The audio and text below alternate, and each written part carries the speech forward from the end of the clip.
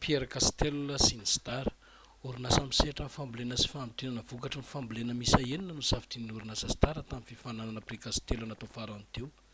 Tanjona tamin'ity fifananana ity dia mba hampiroboroboana fandraharana anatiny ary mikindrindrindra ny tondrainga avao ho an'ireo mpandraharaha tanora misehatra amin'ny asa fikarohana momba fambolena sy ny fahantonana vokatra ity. Androany no nolorana ny lokazon'ireo mpandresy tamin'ity fifananana ity izay natao tetsy amin'ny foiben'ny Star etsy Andraharo ary natrehan'ny tany jeneraly vaovao. Madagasikara zany ity Pierre Castel ity natao hanomezana ny lanja ho an'ireo gasy izay misehatra eto anivon'ny fambolena na fiompiana eto Madagasikara hanomezana kalitao ny vokatra malagasy.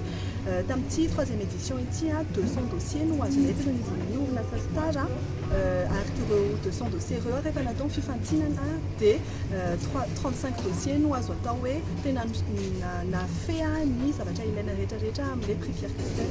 Taorianan'izay moa dia nisy ny jury local izay efa natolotra taminareo teto ihany izay nanana ny andraikitra hijerevana an'ireo dossier 5-telopolo ireo ary anavaka 9 amin'izy ireo izay hita hoe tena hita hoe prometteur zany ary afaka mbola miakatra mivonivony kokoa eto anivon'ity Prix Pierre Castel ity. Ary taorianan'izay indray dia izy enina menada nanao présentation zany hoe pitch teo anivon'ireo jury ireo anazava hoe inona ilay tena projet inona ny tianjareo atao raha izy mahazo ny Prix Pierre Castel dia finaliste anankiroa no nivohitra tamin'izay dia i coopérative Tanamasoandro izay mikarakara mahakasika ny riz instantané Rigodo dia ny biosource farm izay mikarakara ny élevage de mouche soldaroire ahafahana manao engrais biologika ho amin'ny fambolena sy ny fiompiana. Izy da zany no nahazo ny prix Pierre Castel premier prix 15 000 € miaraka amin'ny formation azony coopérative Tanamasoandro ary deuxième prix 10 000 € miaraka amin'ny formation azony biosource farm. Tsy nijanona natao nefa ny tamin'ity andiany fahatelo ity satria hita fa betsaka ireo dossier tonga ary tena samy nanana ny anitra ho azy avokoa. Noho izany dia nanapa-kevitra ny jury eto an'ny Madagasikara zany fa loka manokana zany hoe prix coup de cœur ny antsonana azy ho amin'ny Molly compagnie izay misehatra anivon'ny fambolena kafe dia izy ireo indray zany nahazo 5 000 € de financement avy aty amin'ny orinasa Star manokana.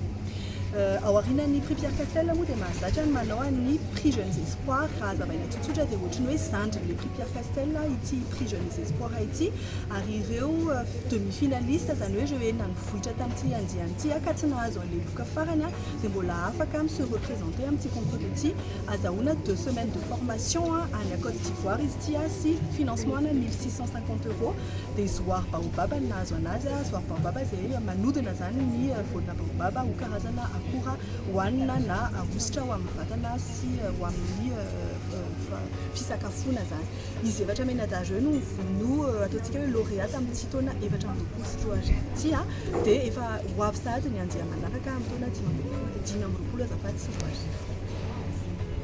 Vous êtes jeune, entrepreneur, l'édition 2024 du prix Pierre Castel relance l'appel à projets pour Madagascar. Vous œuvrez dans le secteur agricole, ceci est bien pour vous. Envoyez votre candidature, participez au concours et soyez le prochain lauréat à décrocher un financement et des formations pour booster votre activité. Pour plus de renseignements, visitez le site www.fond-pierre-castel.org.